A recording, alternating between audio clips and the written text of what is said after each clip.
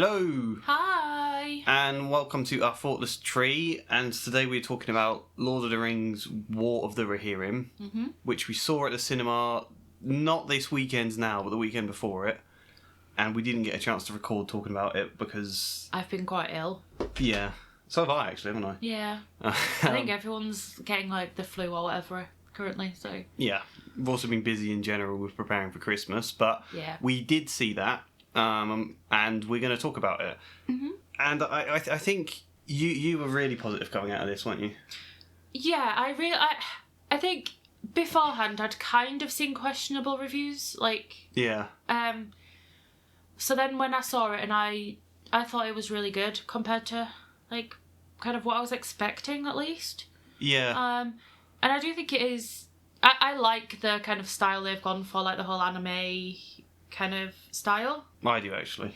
And I think the story is somewhat of a letdown, maybe, because I don't think it's anything new. I think they focus on using a lot of lines that have been used in other Lord of the Rings kind of things, and I'd say her entire plot is pretty much just Eowyn. Yeah, I know what you mean. Yeah. I mean, I feel like this is one of those films where the crowd out there who like criticising things for being woke would have a field day with the fact this stars a female character being a warrior. And there's a lot of people who enjoy getting angry about that kind of thing in general, and I think that may contribute to some of the low reviews here. I mean, you even get an "I am no man" bit, don't you, in it? I gotta admit, I do feel they didn't do all of that in the best. It was a bit ham-fisted, some of that, I think. Mm-hmm. There were certain bits, though, that I did really like. Yeah, so did I.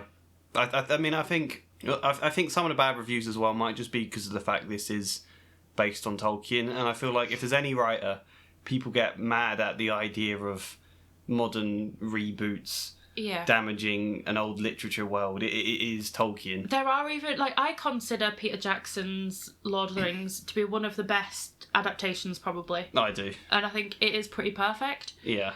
But there's still people who dislike that because it's not close enough to Tolkien. Yeah. So I don't think they were going to win either way. It is something about that world is held up as some pure high pedestal that to do anything that doesn't match it. Yeah, I know what you mean.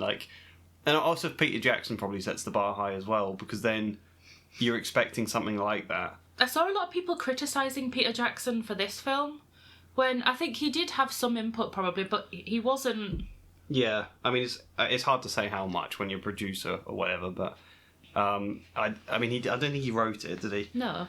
And he didn't direct it, so I don't know. Yeah, I mean, I feel like partly I suppose that is what the film's doing as well, because they do want it to feel like a follow-on. It uses the Howard Shore music in a lot of places, which I've really liked, actually. It's always nice hearing that again. Yeah. It's got some of the voice actors coming back. You've got Miranda Otto as the narrator. You've got Billy Boyd and Dominic Monaghan as orcs. Yeah. You've got various others, I can't think who. I was sure John Rhys Davies was in it, but I can't... No, I think... Because I thought that he sounds a lot like Brian Cox. Yeah. So initially I was like, oh, is that him? But it wasn't. But they do sound like him, really. Yeah. That is a really good part for Brian Cox, though. I think he was really good in this. I think his character is probably one of my favourites in the entire thing. Yeah, I'd probably say that. That's... If I was going to criticise anything about this, actually, it probably would be that there's not that many characters that have that much to them, I don't think. No. They each have their specific thing in the story, and you don't get much of a sense of who else they are. I think the worst for that would be, the main, I guess, villain, Wolf. Yeah. Yeah, I felt that, because he's got these feelings towards Hera, she's called, and that was kind of it. And he's also angry because of his dad. And because Hera's dad punched his dad and his dad died. And now that's apparently, his dad was the one who hit him first. Yeah. So I don't really get how he can be too annoyed at that. I know, you feel like you needed more to it than that, didn't you? But yeah, I mean, did it feel like a Lord of the Rings film to you? I suppose that's the first question then. If you took away the music and things like that, I'd say no. Okay. But then the music is a lot of why it kind of you feel maybe emotional in parts, because you do have such fondness for the Yeah. original kind of content and stuff. So I mean, I think that did work for me in that way, yeah. It probably is mainly down to the music. there were bits that I did find quite, like, can we give spoilers will people care? We can leave that to the end if you want. And then we can discuss it more generally and then do spoilers. Okay. But yeah, I mean, there were parts that did feel like that and did kind of touch me in that way. I don't know if that's kind of cheap trickery or if that's earned, but that I did enjoy about this film. Mm-hmm. Did you like the animation? Yeah, I do. Well, I really like anime and stuff in general. Yeah. And I think, like, there's been enough live action Lord of the Rings things for a while. Yeah. So I think they did kind of have to do something a bit different. I know there's the original kind of animated... The Ralph Bakshi one. Yeah. But I think this was a completely different style to that. And I think it was needed. And I can see why people maybe wouldn't like it as much. Yeah. But I really liked it. I did as well. I mean, because I wasn't sure what I would think at first, to be fair, because it is so different. And I think you're right. I think they do have to do something a bit different, especially with Rings of Power being what it is. Yeah. And it took me, I don't know, the first 5 minutes maybe to get into how this is. I do like the way they kind of start with a map and then it goes into being animated. It's like a cool transition they do. And you've got Miranda Otto pretty much doing like a Kate Blanchett, Galadriel kind of thing. Yeah, she was good at that. Yeah. I think most of the voice acting actually was really good, to be fair. Mm-hmm. I'd say Brian Cox is probably the best. Yeah, I think I probably would as well. I liked... I think that the background of this looks really good. There's some beautiful scenery in here to kind of match the Peter Jacksons, but animated, obviously. Mm-hmm. I felt some of the like face and body animations were a bit stiff, but I don't know if that's because the only anime I've really ever seen is Ghibli, so I don't know if I'm unfair. That's a completely kind of different style to a lot of other animes, isn't it? Yeah, so I don't know if that's me being unfair comparing it to... I didn't feel like that, so I don't... Okay, that might just be me then. Yeah, it wasn't bad by any stretch of the imagination, and a lot of the animation did look really nice. Mm-hmm. I did like the inclusion of Christopher Lee. Yeah, I did as well, actually. I mean, that's something I imagine people can criticise for fan service. It would, I think... I don't consider it fan service because it's all of 10 seconds. If it was fan service, they would have really dragged it out. Yeah. It feels more of like a homage to Christopher Lee than using it as... And it is kind of nice to set up his presence then at Isengard and where that kind of leads. And it feels setting up like Gandalf and... Yeah, I mean, I don't know. Gandalf wants... What is it? It ends with Gandalf wanting to learn more about the rings. Yeah. I think that worked. I didn't mind it. I could see why people could criticise that, though. But because I suppose they want to, in some ways, tie it in. Yeah. I don't think they necessarily needed to in a lot of ways, because a lot of this story is about, I suppose, why Helm's Deep is Helm's Deep, how it's got its name. Mm-hmm. A kind of big battle around there. Did you like the battles? I did, yeah. I did as well, actually, yeah. I think the whole sequence as well, in terms of animation, my favourite bit was when it's at Blizzard. And all of the stuff that happens during the Blizzard I really liked. Mm-hmm. And there's the slight ghost story-esque feel to bits of this, which I really enjoyed. And I wish they'd done more with, actually, to be fair. Yeah. I'd have liked more of that. Did you like the battle at the start as well? Because that was quite a big one, thinking about it. You know, when it's a trick and they ride out and... Oh, yeah, I did like that bit. Yeah. And it all burns down. Yeah. Is that the bit with, like, her brothers? Yeah. Yeah, so the first battle was the bit that moved you the most, I'm guessing, then? Judging by your face there? I'd say there's two bits that moved me, and they're at different parts in the film. So shall I go into them now, because... Okay, well, alright, well, but just before we do then, let's give it a vague idea of what we think of this film, for people, whether they want to see it or not. Okay. What would you score this out of 10? 7, 8? I think probably a 7, actually, as well. I think it's worth seeing. Mm-hmm. I don't think it's awful by any stretch of the imagination. I think there's stuff you could be disappointed with, maybe, but I still enjoyed it. Yeah. I think it's somewhat predictable. Yes. And I think a lot of the characters are too similar to characters you've already seen in Lord of the Rings. Yeah. Like, the main woman, what's she called? Hera? Hera, yeah. Hera? Like, she is just Eowyn. Yeah. Like, they've got the same story, they say the same things. It's... And her oldest brother, he gives off, what's he called? Aomer? Yeah. He kind of feels like him. But there's a while where I thought one of the voice actors was Aomer. I didn't actually ever Google it, so it might be, but... I don't know his name. Urban? I don't or know. Something like that. But someone who did sound a bit like him, and I wondered. I tell you what I did There was actually a guy who sounded a lot like Sean Bean in it as well, and I was like... yeah, that brief for a moment. I tell you what I did like, actually. How they did, kind of to suit the anime, exaggerate some of the stuff. I really liked that, actually, because you've got an old man single-handedly punching lots of people to death despite the freezing cold, just going mad with it, and I really liked that, actually, because I think if you did that in live action it'd be a bit ridiculous. I think it could be a bit stupid, but I like the way it fits in here, and I think the fact this is supposed to be some story hundreds of years old being told makes those kind of exaggerations just fit, like the story would get exaggerated as it got passed down. So I really liked they did do some of that stuff. I like the eagles in this as well. Yeah. I liked the elephant or oliphants, whatever they're called in the world. I can't remember. But alright, that's that. Should we mention spoilers then? Yeah, okay. I would say the things that I found the saddest were when her younger brother, the one who plays the... I don't know what it is. It's not a lute, is it? Or a harp? It's something along like those lines. When he gets killed, that bit's really sad. When he kind of like, his horse is too tired, and instead of like leaving the horse... Yeah, I found that sad. And I particularly found it sad, actually, because he's the one who had the most personality, I think, in the film. Yeah. It's just kind of a shame that he could have been around there longer. Another thing is, this is more of like a complaint, I suppose. There's the guy who gets sent away. Yeah. And I wish you got more of his kind of what he's been up to, whilst everyone else is like doing their thing. Because like, he's gone, you don't know what he's doing, and then he gets sent the helmet.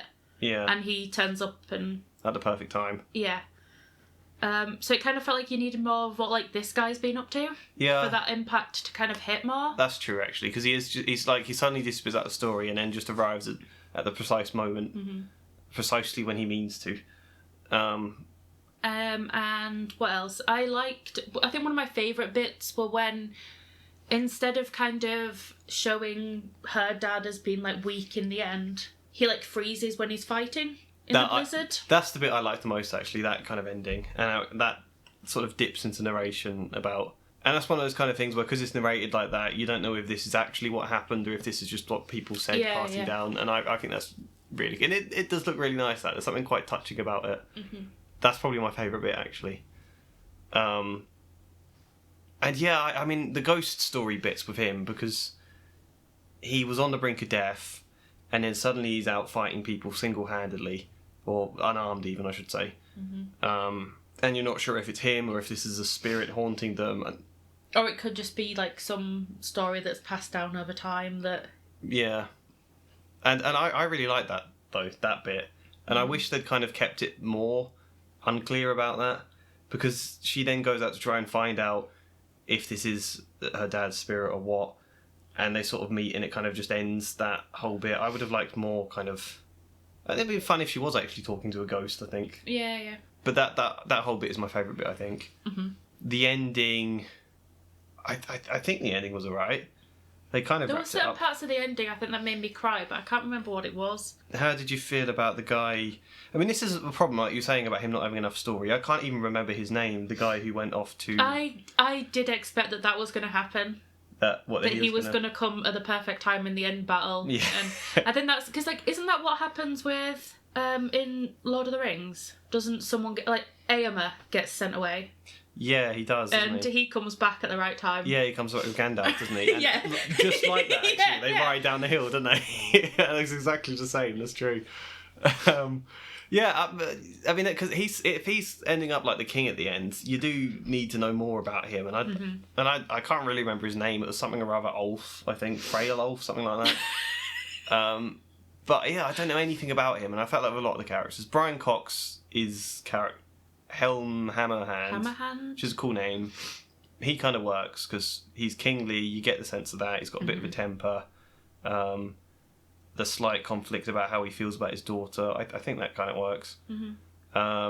Hera probably doesn't have that much. I mean, I didn't really care about her. I wasn't that invested in Hera. No. Admittedly, I was more invested in the king.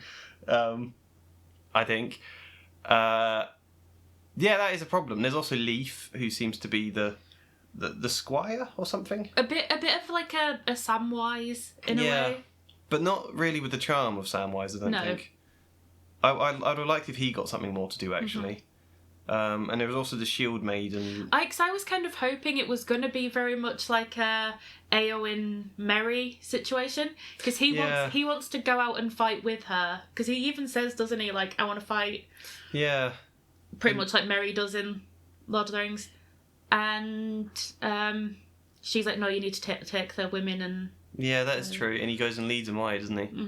And that bit, like, I'm all for, like, having strong, like, female leads and like characters in things, but it was like the women with shields thing, and I don't know, it kind of felt like they were just trying to set up something of... No, I think you can do that, but I think they didn't do it in a most... It was almost like, they were trying to like prove a point in a way instead of it just feeling natural. Yeah. I probably would say that, to be fair. Yeah. I think there's the whole bit with the wedding dress as well. And I don't know what I think about that, because I was slightly disappointed. Do you remember that? They find this wedding dress in the bottom of Helm's Deep, and there's kind of, they set up a ghost story idea about this dress being cursed, maybe. And I thought there was going to be... When there was like talk about the spirit dad stuff, I thought there was going to be some spirit-related element to that as well, but then it just became a dress. It's pretty much she wore it in battle as like a, I'm not going to marry you... Which is an odd way to suggest that, I think, actually. Yeah, and wouldn't it be like... Before she had, like, trousers on and a T-shirt and stuff, I think. Like, wouldn't that be more comfortable in battle than a wedding dress? Yeah, I don't know if that was necessary, exactly, no. I felt like that was supposed to be a great symbolic point, but I don't think it worked. I don't think it reached what it was. I did enjoy some of the stuff of the whole siege, though, where they're like camped in there for winter, and there's the struggle of if they got the food, and the other side, can they keep up this siege, and the kind of pressures of that. I think that's well done. It's nice to kind of see that side of battle as opposed to just the big charge in, kill, and then move on again. It was nice to see that side of war as well. But I don't know. I mean, yeah, you're saying all these parallels to Lord of the Rings. Do you think that was deliberate, actually? Yes, yeah. I think they use a lot of the same wording, even like exact sentences down to how they're... Did they? Yeah, well, there's the I am no man bit, which she says in this film. Yeah. She doesn't say it in the same context, but... That's a shame, really, then, because I don't think they should have done that. I think that's part of what weakens this film, that it doesn't feel its own thing. And when it's animated and so different it could be, even with the same music and some of the same voice actors, it could still be its own thing. Yeah. And it's supposed to be a contained story hundreds of years before that should be its own thing. Yeah, I know what you mean. That is slightly disappointing that it isn't. It just feels like a copy of things that you've already seen before. Yeah. I wouldn't say I was disappointed by this film. No, definitely not. Because I thought going into this I was going to be really nervous that, oh my god, I hope this isn't shit. Because it'll damage my feelings about Lord of the Rings and everything. And I don't think it does do that. No. I don't mind the bits that disappoint me too much. I think I don't see it as like... I don't know how to explain what I mean. Like, I adore Lord of the Rings. And I don't really see it as part of that, if that makes sense. Yeah. Like, it just feels like a complete, like, spin-off. It is a bit like a spin-off, really, isn't it? Yeah. Instead of it feeling like it is tied to the story. Yeah. I don't think it does. I suppose it's kind of confused about how much it wants to tie itself to that and how much it wants to be its own thing. Yeah. And it kind of should have committed to one or the other. But there's still a lot of moments I like. And I enjoyed the moment with the Oliphant getting eaten. That moved me. I felt quite sorry for it. Yeah, I sort of like the battle. The music's obviously nice. I think it ends okay. I even quite like the bit where she climbs up to meet the eagle. Yeah, I liked that bit. There are some moments in this which do feel kind of original and impactful, and the idea of him freezing before the thing is just a really cool, sort of symbolic, slightly exaggerated idea, which I loved. And I wish there'd been more of that had felt like its own thing. Yeah. But all right, saying that, shall we... Do you know where you'd put this in the list that we got? Because we redid the lists sort of for Christmas, for New Year's, and we did them in the live stream. An 8-hour live stream you can watch, and we're going to edit a version of it at some point. But means the list is slightly different. Where would you put yours in that then? I think I'm going to put it at number 20. Okay, so that's... In place of, in between Fall Guy and Gladiator 2. Okay. So still, yeah, that's pretty high on your list then, actually, when you look at it. It's ahead of all the Star Wars. It made me emotional, because I think all the music, and I did cry a lot in it.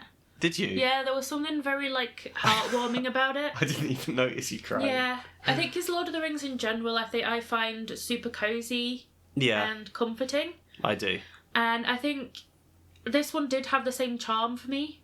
It did make me feel warm and... That is true. I think if it wasn't for some of that, I probably would be scoring it a lot lower. But it did pull that off in a way that does work. And yeah, I think people could be disappointed by it, but I don't think it's a stain to Lord of the Rings or anything. I think it does pull that off well, and it is enjoyable and heartwarming for that reason. I'd score mine... I was going to put mine 28 on my list. Okay. So... Between Never Let Go and The Empire Strikes Back. Or between The Empire Strikes Back and Never Let Go after Empire Strikes Back. Yeah. So, yeah, it's still pretty high, actually, looking at that. That's ahead of things... It's ahead of Kingdom of Planet of the Apes on my film, which is surprising. It's ahead of Gladiator 2 on mine. Yeah, I think there's a lot of things I wish had been better in this film. I also wasn't sure all the narration worked, actually, thinking about it. I think there were some bits... I think she did it well, but I think there were some bits where there were lines where they weren't needed, and they could have just let the story flow without it. But... I liked the intro narration. Yeah, I think it probably did need that as well, actually. Yeah. If you're going to tell a big epic story in a world people know, and you've got to sort of hone in on a bit of it, then you do need to have some of that to set it. And I did like a lot of narration. I think it works, having this... And it was nice to get her to do it, I think. I suppose the idea probably is that this is Eowyn talking about a story that's been passed down to her. Yeah, yeah. And I think that is a really cool idea to frame it. So yeah. And I think they did care about the world. I do also like, if you think about it like that, as being like Eowyn, who is telling a story of her family, I guess. Yeah. You could see it as she uses this line in battle because she was told that. I suppose there's a point, yeah. Or you could see it as she acts this way because this is what she... That's true. So when you see it like that, it does work. Yeah. Yeah, that is true, actually. That's quite nice in that sense. I think the story of this does blend fairly well into the world of Tolkien as well. Yeah. I think it's loosely based on some characters that are written. I don't think Hera is a character that's ever written about in Tolkien, and they said you won't find record of her. But I think they need leeway to do something different. So I think fair enough inventing a character. I guess Helm was spoken about though, I imagine. Yeah, I imagine that's true. So I think they did a fairly good job with that. I don't mind that. That's kind of it then, I suppose. Yeah. Is there anything else to add? I don't think we had a bad cinema experience for this one, did we? No, I think towards the end of this one, because it is going to be the last thing we release before Christmas. Yeah. Or it could be released maybe Christmas Eve. Possibly, yeah. We should just say we wish everyone a happy Christmas. Okay, we'll do that. We wish you a happy Christmas. Yeah. Oh, also, while we're on the subject, we've been watching kind of a lot of TV at the moment. And I kind of do just want to talk about things we've been watching at some point. So maybe we could do a video on that soon. That'd be quite good, yeah. And people should... could be my question of this video. Okay. Give us some recommendations for what TV shows we should watch. Yes, that is a good idea, actually.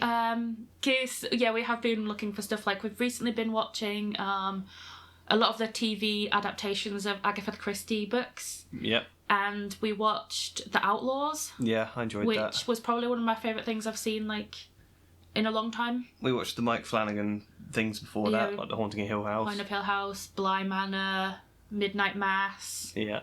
And The Fall of the House of Usher. Yeah. And I don't know what we're going to watch next. We haven't figured that out yet. So, yeah, help us out there. And that's the video. So, goodbye. Bye.